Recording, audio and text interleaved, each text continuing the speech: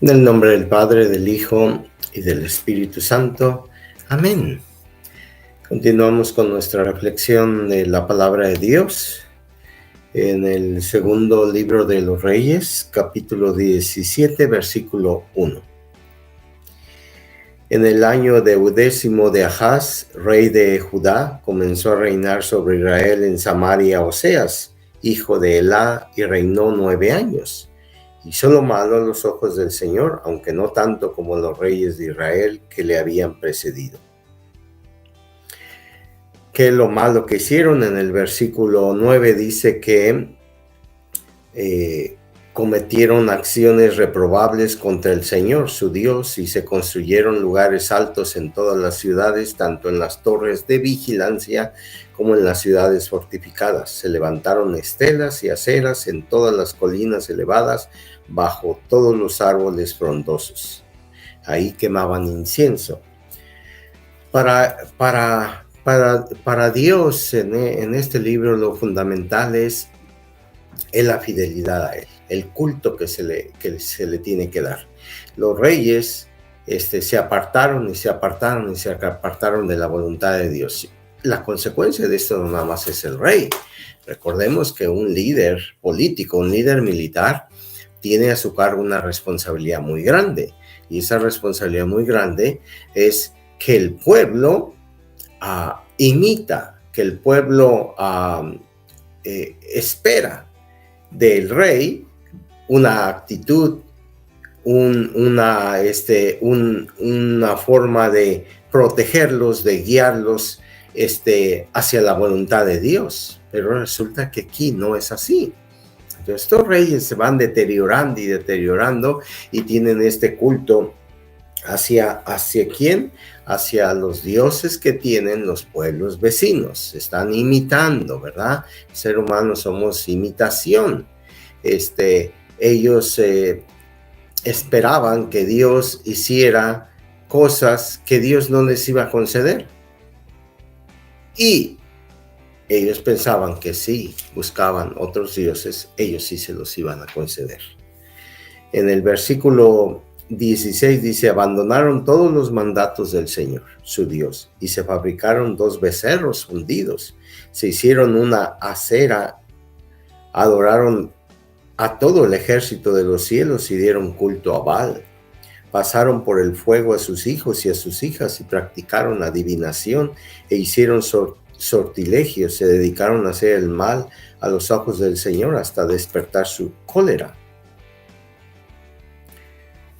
O sea, la consecuencia de todo esto es el alejamiento de la fe y entonces el incursionar en todavía cosas peores como la brujería, la adivinación, los sortilegios, cosa que mucha gente hace ahora y que piensa que como Dios nos deja libres, dices, pues tú puedes hacer lo que tú quieras. No, el principio de relación es fidelidad. Fidelidad a Dios, fidelidad a la ley de Dios, fidelidad al amor de Dios, fidelidad a la misericordia de Dios.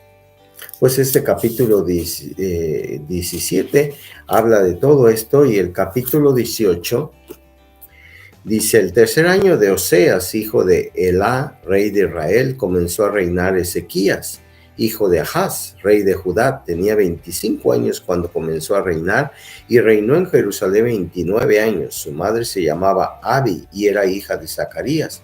Hizo lo recto a los ojos del Señor en todo tal como lo había hecho su padre David.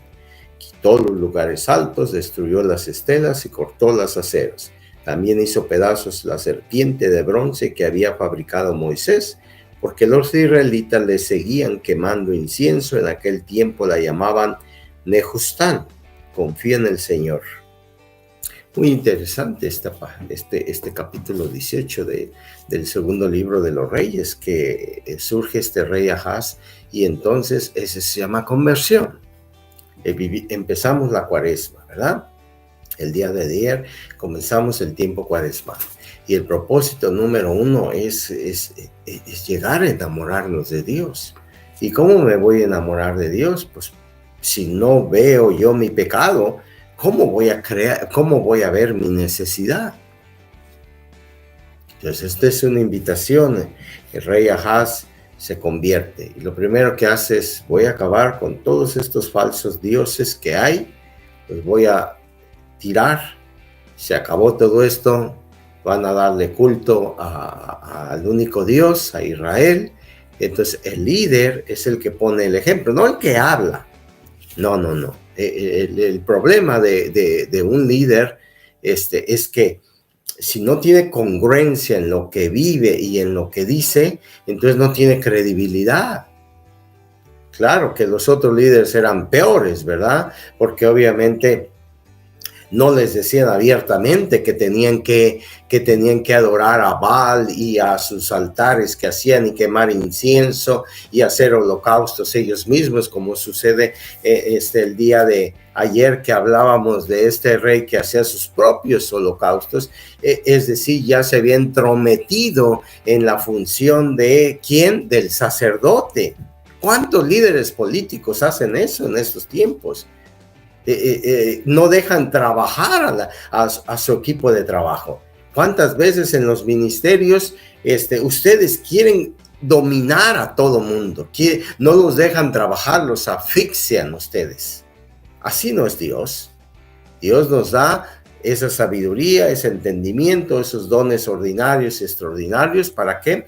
Para que los pongamos al servicio de los demás. Entonces, si tenemos un liderazgo, como les decía ayer, en nuestra propia familia, el padre de familia, la madre de familia, el trabajador que es supervisor, coordinador, jefe de turno, el ministro que coordina en la parroquia, tiene un ministerio pastoral en la parroquia, el servidor público, todos los niveles que ustedes puedan imaginarse. Tenemos una responsabilidad muy grande y vamos a entregar cuentas a Dios. Claramente Jesús dice en sus evangelios: al que mucho se le dio, mucho se le pedirá cuentas. Al que poco se le dio, se le va a pedir cuenta nada más de lo poco que se le dio. Pero a ti, ¿cuánto te ha dado el Señor? ¿Cuánto me ha dado a mí? No puedo contar. No puedo llenar mi boca de todas las cosas que me ha dado el Señor. Me refiero de decirles, de compartirles. Entonces, el tiempo de conversión como el rey Ahaz, ¿verdad? Quitar todo esto y poner nada más al único Dios verdadero. El Salmo 136 dice: den gracias al Señor porque es bueno, porque es eterna su misericordia. Den gracias al Dios de los dioses porque es eterna su misericordia. Den gracias al Señor de los señores porque es eterna su misericordia. Y el libro de San Juan, capítulo 19, versículo 1, dice que Pilato tomó a Jesús y lo mandó a que lo azotaran. Está en el pretorio y después manda que lo azoten.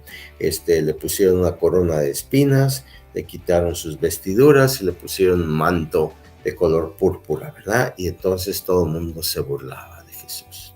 Inicia la pasión de nuestro Señor Jesucristo, la burla del pueblo, la humillación del pueblo, ¿verdad?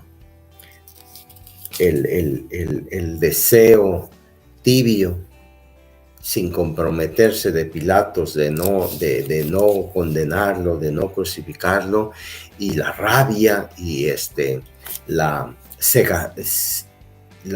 ceguera de los líderes del pueblo de Israel, acusándolo y pidiendo y gritando que se crucificaran, ¿verdad?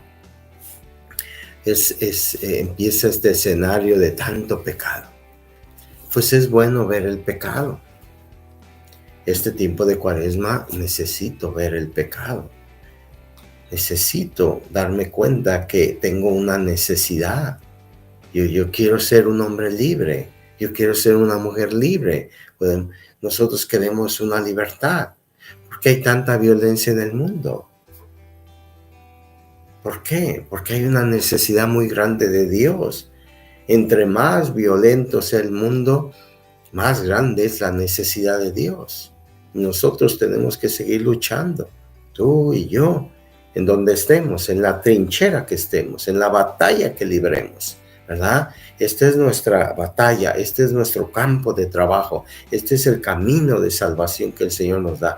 El Señor le va a pedir cuentas al presidente Putin, le va a pedir cuentas al presidente Biden, le va a pedir cuentas al presidente López Obrador, le va a pedir cuentas a su presidente de ustedes, de Guatemala, de El Salvador, de Colombia, de Argentina, de donde sea. El Señor le va a pedir cuentas a ellos de lo que hicieron con el regalo que Dios les dio. Porque Jesús dice aquí a Pilato, tú no tendrías ninguna autoridad si no se te hubiera dado del cielo. Entonces Dios permitió que estos hombres fueran líderes de su país, porque Él siempre confía en sus hijos y confía en la conversión de sus hijos. Pero estos hijos se empeñan en destruir los derechos de sus otros hijos, se empeñan en seguir siendo soberbios, en seguir queriendo controlar a la humanidad. Pues lo mismo pasa en nosotros, lo mismo pasa en nuestra vida, ¿verdad? Lo mismo pasa en nuestro servicio en la iglesia, tristemente, pero esa es una realidad. Y esas realidades no son más que para combatirlas con el poder del Espíritu Santo, porque no estamos solos.